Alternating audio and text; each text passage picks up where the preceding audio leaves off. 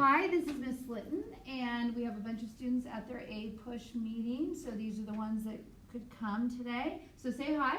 Hi. And this is our review for Unit 7, and just a reminder that this is only multiple choice. I finished writing your tests last night. They are 25 questions, 2 points apiece. Bring a calculator, right, because you're going to probably need that for some Hardy-Weinberg business, okay? And what we're going to do in class is we're going to take it at the beginning the same amount of time as I would normally give you for a 25-question test, which is usually like 35 minutes or so. And then after that, we're going to finish up on our musical chairs, so to speak. You know what I'm talking about. All right. I would, first of all, when I am writing questions, I write it off the big ticket items that I know we've discussed. And so that's why these debriefs would help you. I like write on natural selection. I write on evidence of evolution. I'm looking for these big ticket items. And just as a reminder, the debriefs are not due until the end of the entire unit for Unit 7. So that's when you do your actual essay test. So this is Chapter 15, Chapter 16, 5 factors that impact allele frequency. And these are things you should be able to just tell me right off the top of your head. Yeah, you are writing them down in your notebook, but they should just flow off the tongue for you, right? What is Hardy-Weinberg equilibrium? How does it relate to evolution? Name and describe the different types of evolution. Okay, and then Chapter 17, I just posted this in Google Classroom. It's not due, so don't stress out about it. But this will hopefully give you some parameters on what types of things are the big ticket items for Chapter 17, and also get you ready for your essays. So name and describe and give an authentic example of reproductive isolating mechanisms. How many were there? 10? They're prezygotic and postzygotic. Good. Okay, and make sure that you're able to give me an authentic example for each one of those after you describe it. And then describe and provide examples of the following forms of speciation: allopatric, sympatric. Remember, sympatric was auto and allo. Turn towards your bio buddy right now. Can you differentiate between auto and allo right now? Which one is 2 species? Which one's 2? Allopolyploidy, right? So it's all polyploidy because it has to do with the numbers of what? Chromosomes, right? So auto, well, we'll go over that. And then, or I'll do it right now because auto, remember, is when you have your chromosomes and you fail to separate. What is failure to separate called? Non-disjunction. So you're one species, you make bad gametes because you don't actually do meiosis. You have failure to separate, right? So now you have gametes that are still not N like they're supposed to be. They are what? 2N. But you have either self-fertilization with your 2N gametes or another plant made the same mistake. And now you have 2N plus 2N makes 4N, tetraploid offspring. And plants, it seems to work with plants. It does not work as well with animals, right? If we're just one chromosome off, we have trouble. So that's autopolyploidy. Allopolyploidy, it's the 2 L's that I remember that are 2 different species. So you have species 1 making the gametes correctly, species 2 making the gametes correctly. Diploid zygote, for some reason the receptors work, probably because they're closely related species. It would not work if they were not closely related species. And now they are not what? They are usually a haploid, and haploid makes a diploid. But they are not homologous pairs, so they are not diploid. But if they undergo replication of the DNA, now they will be. And so, yes, both those the homologous pair will be identical, right? Until mutations and other things happen. But now they're diploid. So now we have 3 species. So we started off with 2, and we end up with 3. In autopolyploidy, we start out with 1, and we end up with 2. Does that make sense? Because it's happening within the species. Allopolyploidy is 2 different species. And that is a form of sympatric speciation. It could also be due to microhabitat choices or food preferences as well. I'm going to live on the top of the leaf. You're going to live at the bottom. I'm eating snails. You're eating slugs. Okay. And then what are the 2 models of evolution relating to pace? Do you remember the 2? Yeah. Phyletic, gradualism, and punctuated equilibrium. Which one do you have transitional forms in? Gradualism. Yeah. Okay, if the gradualistic model will. Punctuated is really fast, and remember, fast in evolutionary terms is actually A million years. Yeah, it's not that bad. All right, good. So that's the big ticket items. Let's run through some, caca. I just closed something. I want 15. There's 17. Of course, I probably closed. You do like Control Shift T as a computer. There's 16. What did you tell me to do? If you go on your computer, you can bring the tab back up that you lost. Oh yeah, there you go. You have that. Okay. So, let's see if we can speed play through this chapter. There's Darwin. He's on a boat. He was investigating the Galapagos Islands. He saw some things that were unusual to him. He saw birds that look like other birds, right, from on different continents. And he thought, I wonder, common ancestor. He looked at different areas, biogeographical evolution. He looked, here's this land is sparse. This land is got really green, and we have different organisms living in those areas because I know they're adapted to that environment, right? He looked at fossils in rock strata. He looked at endemic species that are only found in one location, adapted to their environment. These iguanas never swim in the ocean or eat algae, but here on the Galapagos Islands they do.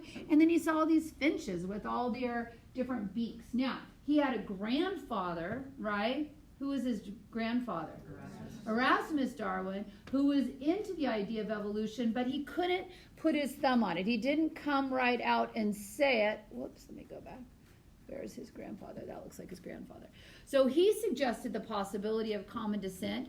He looked at animal development. So did Darwin. Artificial selection, vestigial organs. But he couldn't come up with a mechanism, but Darwin could. What was his mechanism? Natural selection. So who's selecting what's best? Nature. Who gave a counter argument and was the first to come out with that counter argument? Yeah, Lamarck. So I guess Darwin's is the counter argument. Okay, where are you, Lamarck? Are you, no. Here you are. Lamarck, his whole thing is based on what kind of characteristics? No, acquired. I acquired them, right? Acquired characteristics. So that would mean, since I had a lot of biology in my brain before I gave birth to my children, that my children should have come out liking what? Biology. Now, could they be prone to biology because my brain is prone to biology? Yes. Could it be just a result of their environment? Yes. Okay. But they did not have any biology knowledge when they came out. Yes. For the test, will we have to know like a small text scientist? Only the ones I told you about, like Lamarck, because you always contrast Lamarck and Darwin. And like Linnaeus, is that Linnaeus? Yeah, Linnaeus. But you need to know him for other reasons too, because he came up with the Latin names. Well, yeah, he has Scala Naturae, but what's the name? Binomial nomenclature. Okay, so he's important for that. So I would know him. You do not need to, where are you? Yeah, Linnaeus.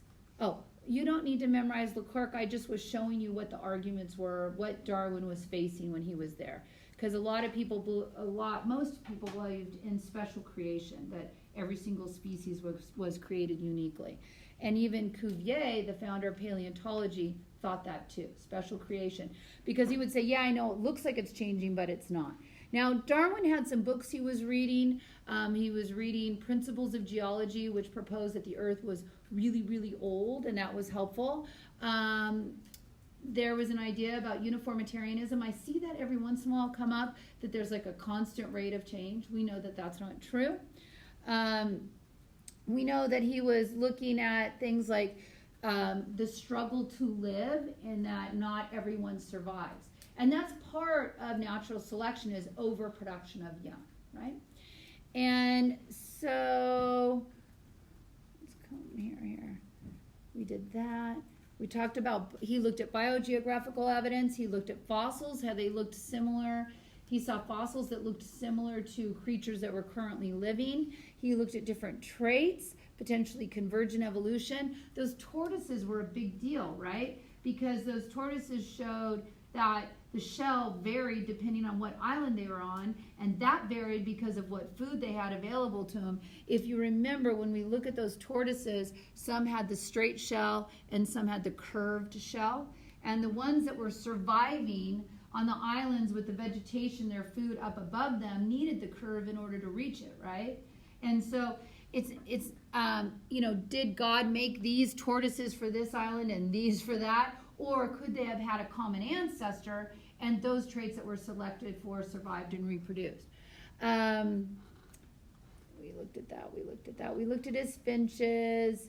I mentioned to you Alfred Wallace, and he's the one who actually came up with survival of the fittest, right?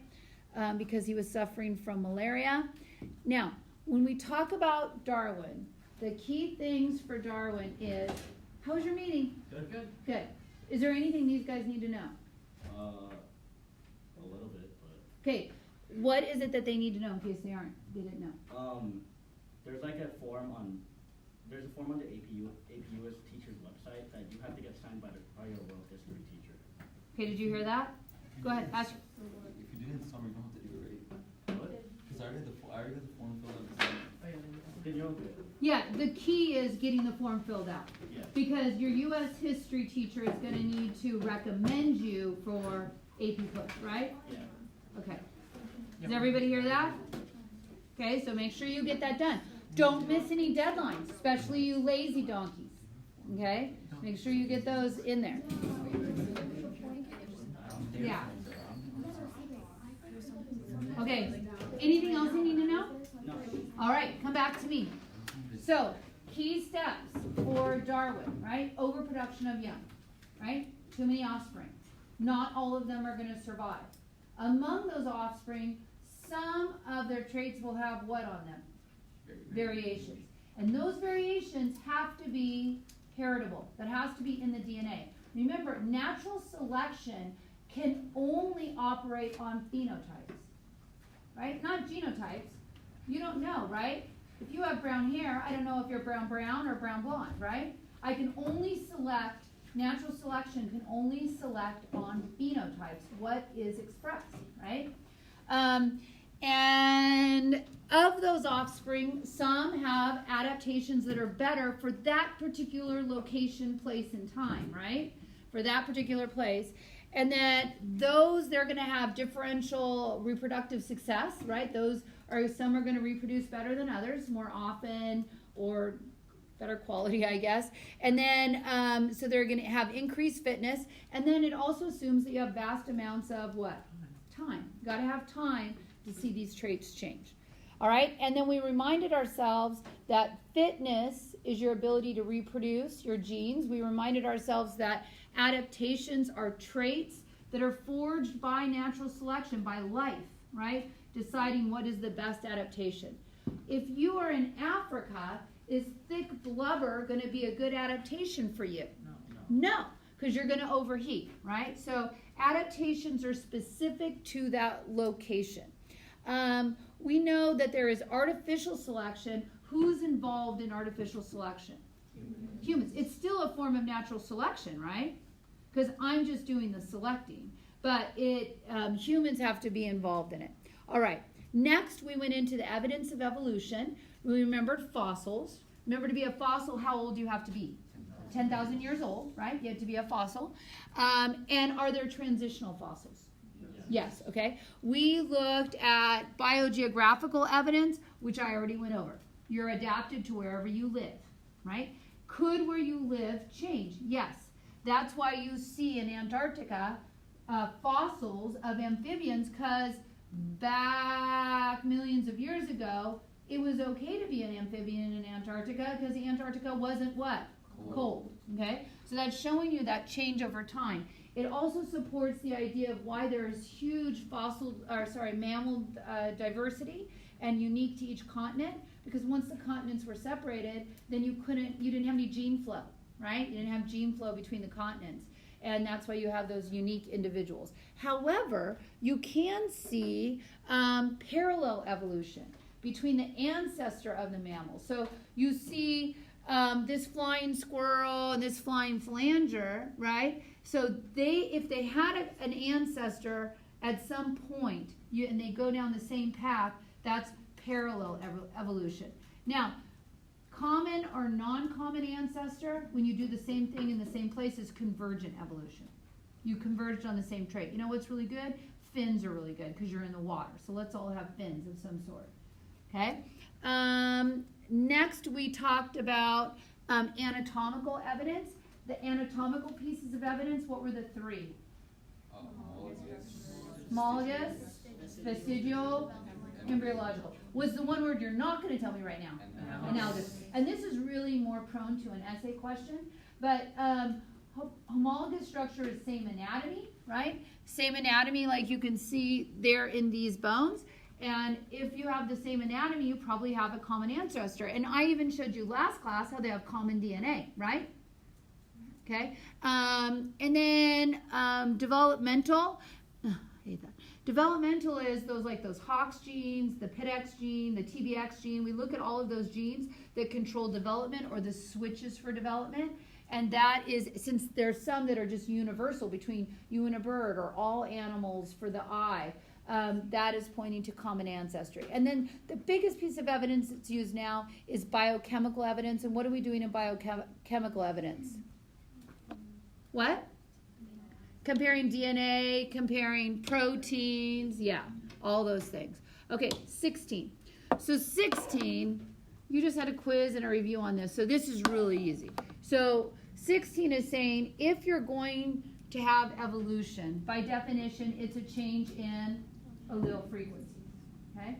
So you can talk about what prevents the change or what causes the change, but it's the same 5 things, right? So what can cause a change would be having a small population. So what prevents the change? A large population, okay? So how does a small population cause change? Well, a small population is more susceptible to genetic drift, which is a form of chance. I was trying to throw that. Okay, so you're like, what are you doing? I don't know. Okay, so what were the 2 types of chance? Founder's effect. Founder's effect and bottleneck. Which one has a catastrophe? Which one has an elimination of a large percentage of the genes? Both. Yeah, both. It's just a matter of, did you have something wipe you out, or did a small group go somewhere from the larger group, right? Okay, so what's the ring finger? Non-random mating. So what would prevent change in allele frequency? Random mating. Can you always get that? No. Okay. What's the middle finger? No mutations. Yeah, mutations will cause the allele frequency, so you need to have no mutations to maintain the allele frequency and Hardy-Weinberg. Hashtag difficult. What's the pointer finger? Gene flow. So gene flow will cause a change, so no gene flow or a closed population, right, closed off from everybody else, will prevent change in allele frequencies. Immigration, emigration of genes. And then what's the thumb? Natural selection. Yeah, no selection at all. Okay? No selection will prevent the alleles from changing. Natural selection will cause. And we know about different types of selection, right? What's this type of selection? Directional. What's this type of selection?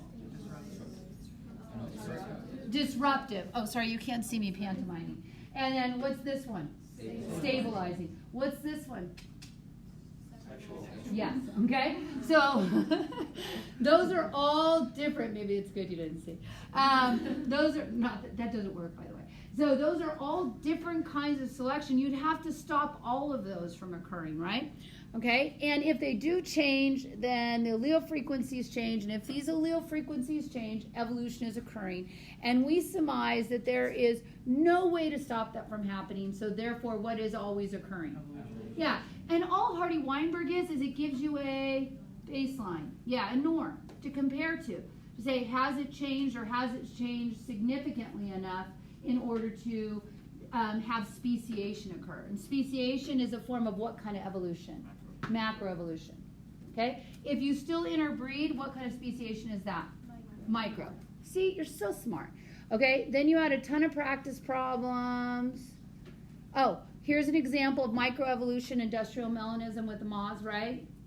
Pre-industrial revolution, white is better. Post-industrial revolution, black is better. If they're still interbreeding, it's just micro, right? Yes? Okay. We did all that. We did that. Let's compare intersexual and intrasexual selection. Intra means within. So what is that? The two males. Males fighting, yeah, males competing against each other. Intersexual selection is when females choose. What are the two reasons I might choose? Good gene. Good gene, which means you're strong and fit, or good looks, and what's that called? Runaway. They're running away with the trait. What is a good example of a runaway male? Peacock. Yes.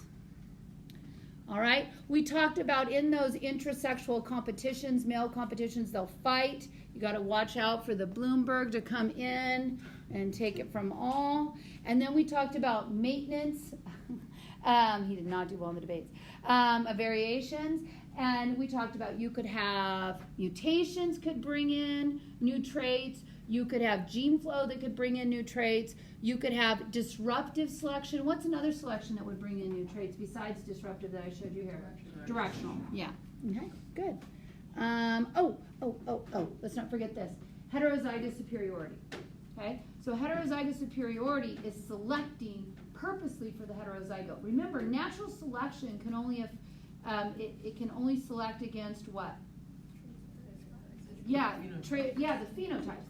But in this case, the heterozygote has a phenotype that's different from the homozygous dominant and the homozygous recessive, right? Okay, and so that would be like incomplete dominance, right? Remember that? So the homozygous dominant, what could I die of? Or it's not dominant in this case, it's just normal. What could I die of? Malaria, right? If I am SS, sickle, I could die of sickle cell disease. But if I'm a mix, right? If I'm a hybrid, I'm protected from malaria and I'm also protected from sickle cell disease. So you select, and that's called heterozygous superiority. Yes? So are the vast majority of people in those regions in Africa? Just a higher percentage of individuals. There's a higher, the PQ, or if you were going to call Q sickle cell disease, Q is higher in Africa than it is Q is higher in people that are black than people who are white. Okay. All right, that is that. And if you didn't, the day I did the review, I gave you 3 practice problems.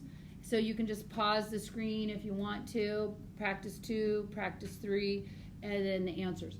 I need you to use common sense when you're answering your questions and doing your calculations. Think about the options that you have in your choices, right? Think, oh, what is she giving me? What are my choices? This has to be, right? The ones where I ask you to calculate on your own, be careful with those calculations, right? Double check them. So, because there's going to be a different question for each one of you, and you're going to calculate it and put your answer on the back of the Scantron. And I'm going to need to see your work, which means I need to see your work, and then you're going to circle your final answer, right? So I know. And make sure your final answer, make sure, am I asking for P? Am I asking for Q? Am I asking for P squared? Am I asking for the 2PQ, or am I asking for the Q squared? Make sure you tell me Q squared equals, or Q equals, or P equals, or P squared, or homozygous dominant equals, so that I know you know the answer to the full. Okay? Questions on that? All right. Then the last chapter that we just finished.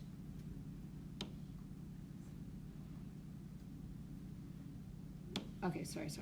Okay, the last one that we finished, chapter 17, Speciation and Macroevolution. We differentiated between micro and macro to a whole new species. Some of the things that we discussed were all the different names, species, how you identify a species. Morphological is good if you're talking about what? It's a common characteristic. Yeah, but what? Fossils. Fossils. Because we don't see how fossils behave. We don't see how fossils act. We don't see who they reproduce with in nature because they're just a rock or what, at this point. So morphological species concept is really good for fossils. But by and large, there's cladograms. Remember where you look at common ancestry? Remember how we kept dropping them off, right? So I would not say that I evolved from a monkey, right? I wouldn't say I evolved from an ape, but I would say we have a closer common ancestor than a mouse. Remember that? So it's showing me relatedness. Yes? And then you have shared derived characteristics. So from here up, Okay. From here up, they have they share all of these characteristics, right? Yes?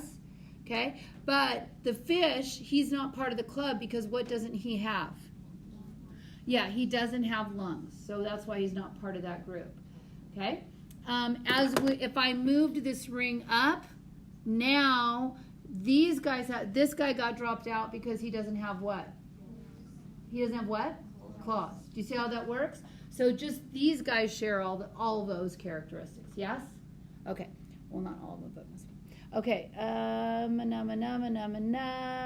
Oh, okay. Then we went into if being a species is being reproductively isolated, what kind of things maintain that isolation? So we talked about pre-zygotic up to where, but it hasn't happened yet, the sperm has not fertilized the eggs, and post-zygotic isolating mechanisms, yeah?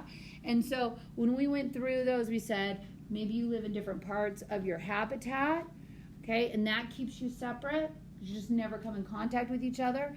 If you do live inside the same habitat, maybe you reproduce at different times of the year. What kind of isolation is that? Temporal. Okay, so think isn't tempus, what is tempus fugis? What? Tempus fugis. What, you guys don't know what that means? Have you never heard that phrase? Somebody Google it. Tempus fugis. I need to know. Like time. It's something time. Oh, But like time flies and you're. is that it? Time flies? Time flies. Yeah. Tempus, think time. Different times. Okay? I knew there was something like that.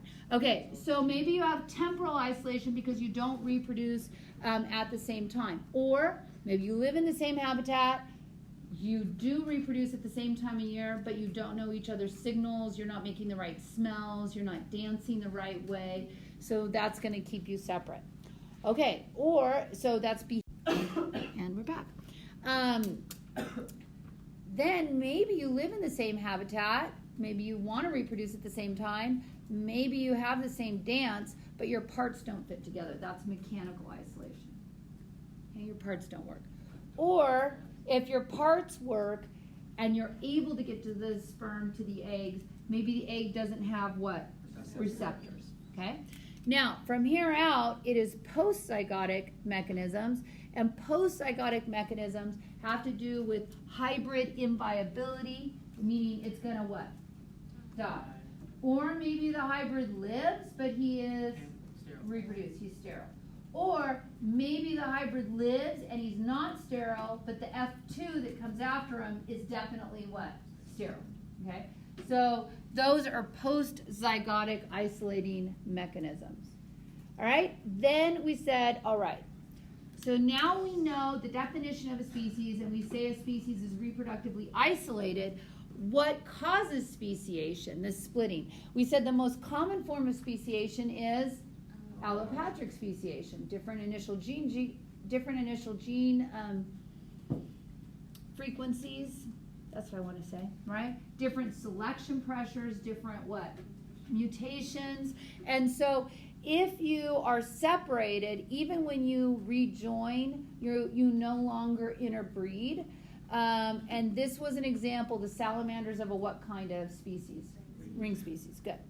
All right. Then we said, and we looked at Darwin's finches. We looked at dewlap, reinforcement of that reproductive isolation. While we were separated, we changed. Now I don't even recognize you anymore. Maybe all of our parts and everything would work, but I don't even recognize you as the same species anymore because you have these changes.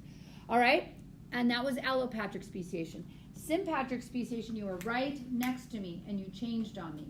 And that could be due to food choice. It could have to do with microhabitat changes, but more than likely it was chromosomal.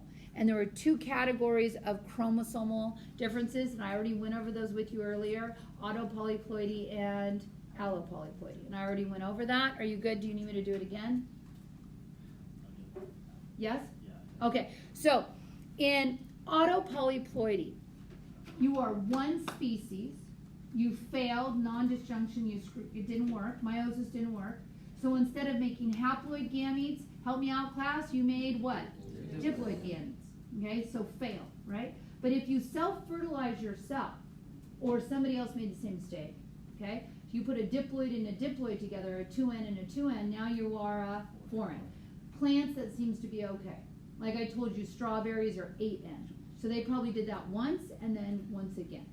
Probably artificially a second time. Okay, so that is one species, and then you develop a second species from the one. Okay, allopolyploidy, where is that? Allopolyploidy, I always remember the two L's as two different species. I don't know why, but that works for me. Allopolyploidy. So I have species 1 doing meiosis correctly. Species 2 doing meiosis correctly. They fertilize for some reason, but there are no homologous pairs formed. So each of those has to go again and then go again. See, she's a gamete, I'm a gamete, but they're not homologous pairs. So hers have to replicate, mine have to replicate. Mine have to replicate, right? So now I have the homologous pairs are there. Okay, so this is a third species. Species 1, species 2, and we made a third. Okay. Does that make sense? Yeah. And then this was a picture of that. Here's species 1, species 2, it doubled, and now this is species 3. Allopolyploidy, two different species. Oops, I made a mistake. Okay. Then we talked about, and this was a good picture for that. Then we talked about adaptive radiation, and this is like spreading out into all different parts of your environment. And maybe a predator was removed or died off for some reason, so now more of your environment was available. Maybe there was less competition for some reason. Maybe there were new environments developing, and so you spread out, and that's adaptive radiation. We looked at Darwin's finches, and we also looked at the honey creepers. Oh, I'm on the honey creepers, sorry. Darwin's finches and the honey creepers. Okay, we reminded ourselves convergent evolution.